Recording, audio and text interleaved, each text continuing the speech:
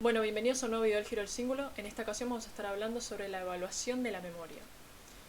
Bien, y en primer lugar vamos a arrancar por la memoria episódica, que si recordamos del video de memorias, es un tipo de memoria.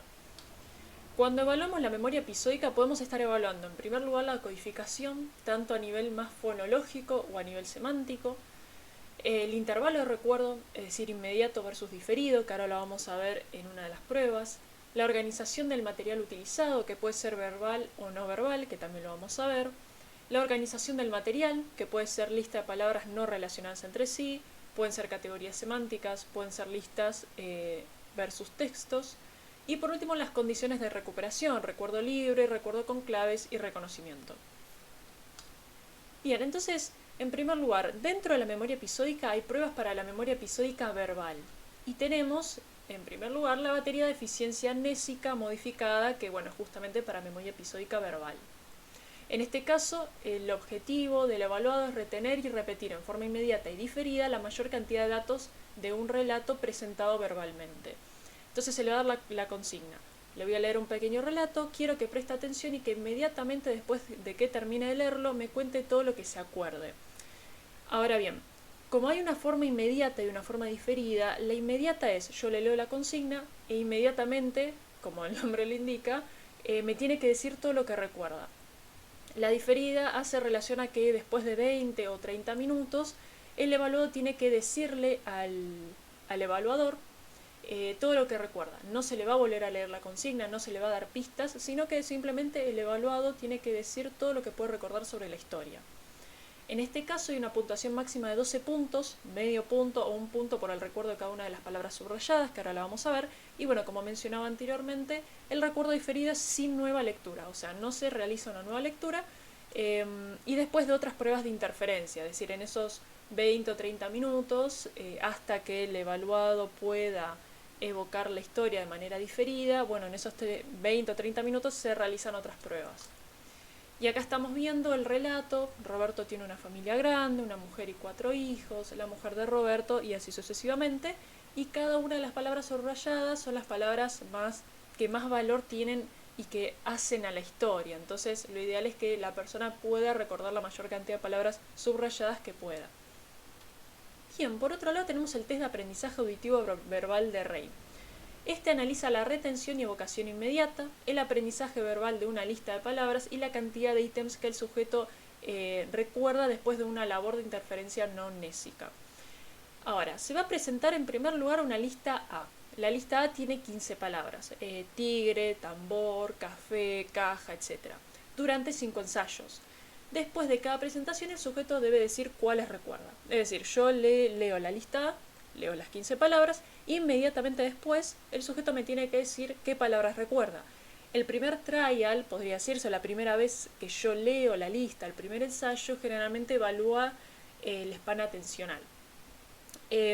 Pero luego yo le sigo leyendo las palabras, sigo realizando los ensayos, hasta un total de 5 ensayos, y eso me va a dar el total de las palabras que recuerda de manera inmediata, las palabras que puede evocar de manera inmediata.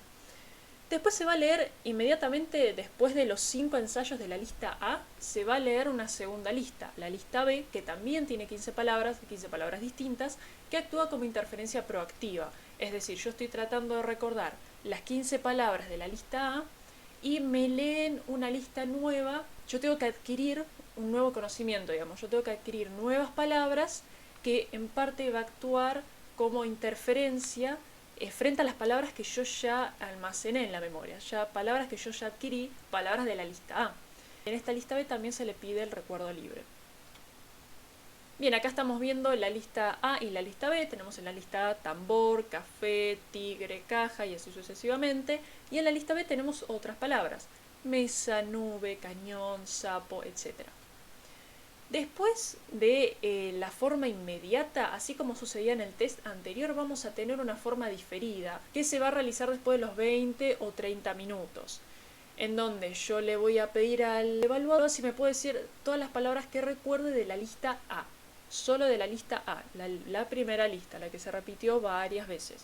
La lista B solamente actúa como interferencia proactiva. Y después, inmediatamente después del recuerdo diferido, se le va a evaluar el reconocimiento. En este caso yo le voy a presentar los estímulos, yo le voy a ir leyendo esta lista que está acá en la pantalla y voy a ir leyendo palabra por palabra. Y el paciente o el evaluado me tiene que decir si estaba en la lista A o no estaba. En esta lista de palabras están todas las palabras de la lista A mezcladas, es decir, no es que está una después de la otra, sino que tenemos, por ejemplo, forma, tenemos moda, que estaba en la lista A, después tenemos recién tigre, que estaba en la lista A en la segunda columna, y así sucesivamente. Van a estar también las palabras de la lista B, y va a haber palabras que no estaban ni en la lista A ni en la lista B. Entonces el sujeto me tiene que ir diciendo qué palabras estaban en la lista A.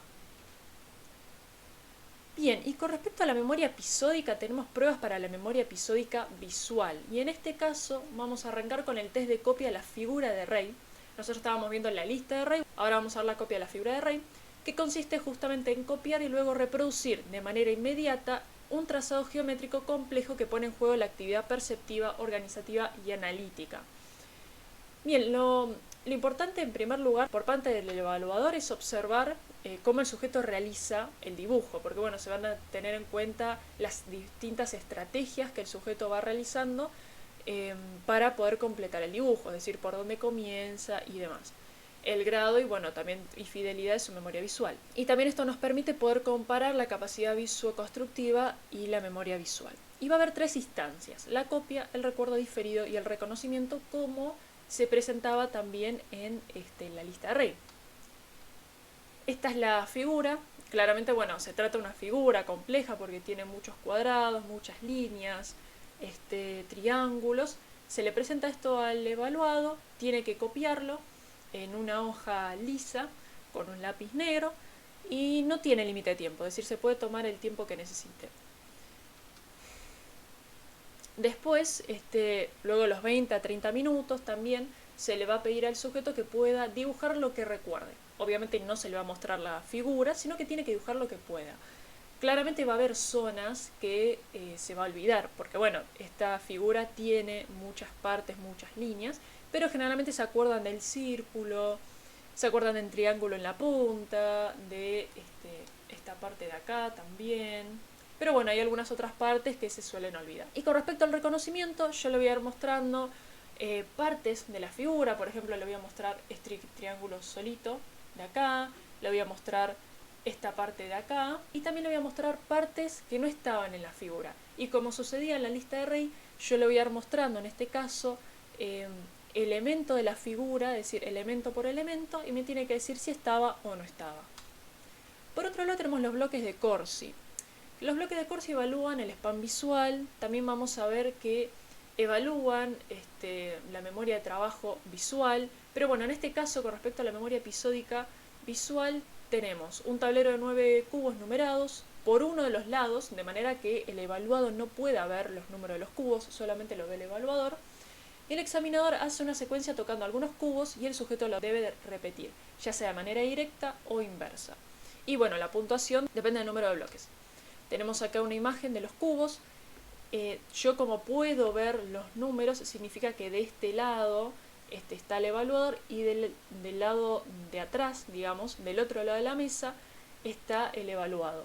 Yo voy a ir tocando distintos cubos, como por ejemplo 7, 4, 3, 2, y el evaluado tiene que hacer 7, 4, 3, 2. O yo incluso le puedo pedir que lo haga de manera inversa: 2, 3, 4, 7. Con respecto, ahora sí, ya pasando a otro tipo de memoria, tenemos la memoria semántica.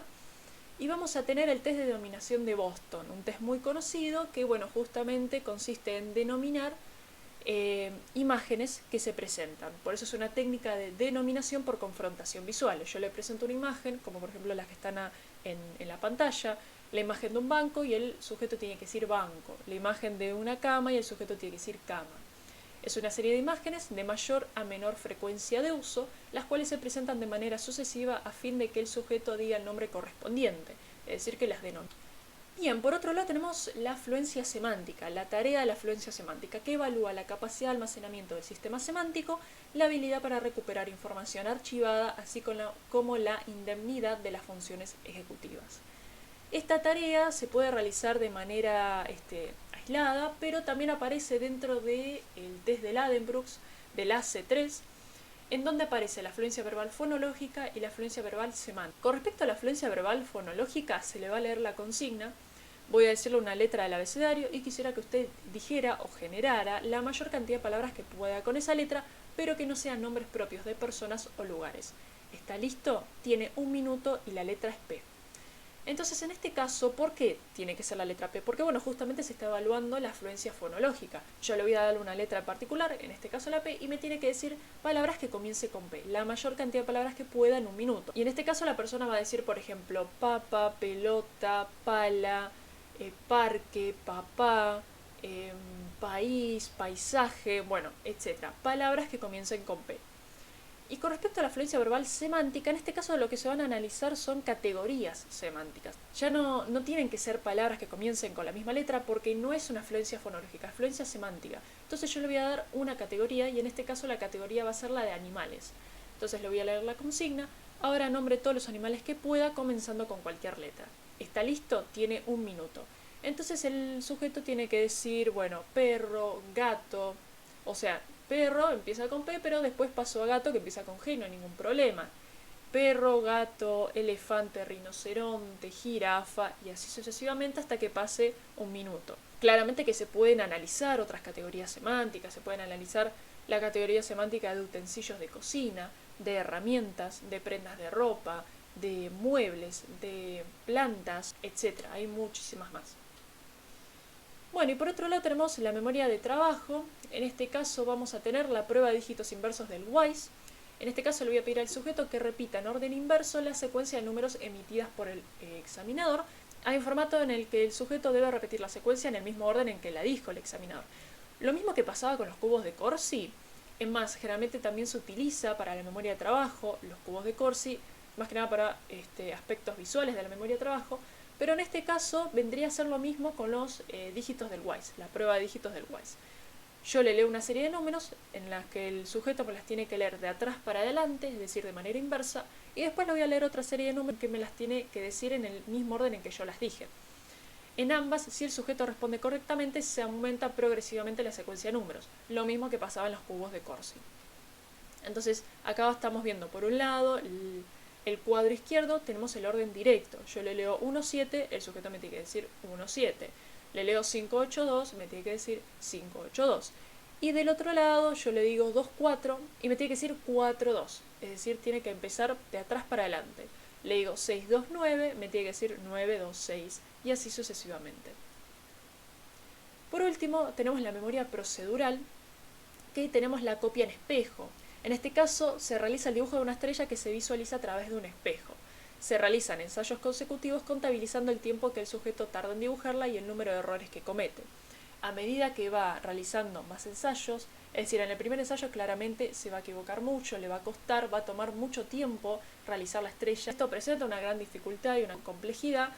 Al principio le va a tomar mucho tiempo, pero luego, a medida que van avanzando los ensayos, el sujeto va aprendiendo, va disminuyendo la cantidad de errores y va disminuyendo también el tiempo que necesita para realizar el dibujo.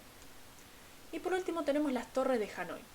Estas torres de Hanoi consisten en desplazar de una torre de n discos, es decir, de la cantidad de discos que sea, ya sean 4, 3 o 5, a otra torre todos los discos. Hay una tercera clavija que se puede usar como estación intermediaria. Los discos están apilados de mayor a menor con el más grande en la base, disposición que se requiere al final. Es decir, yo al final cuando paso los 3 discos de un lado a otro, tengo que también quedarme con los de mayor tamaño al final, en la base. Y hay 2 reglas. Mover un bloque a la vez, es decir, yo no puedo sacar uno y después sacar el otro, sino que tengo que sacar uno, poner ese en otra clavija y recién sacar el siguiente.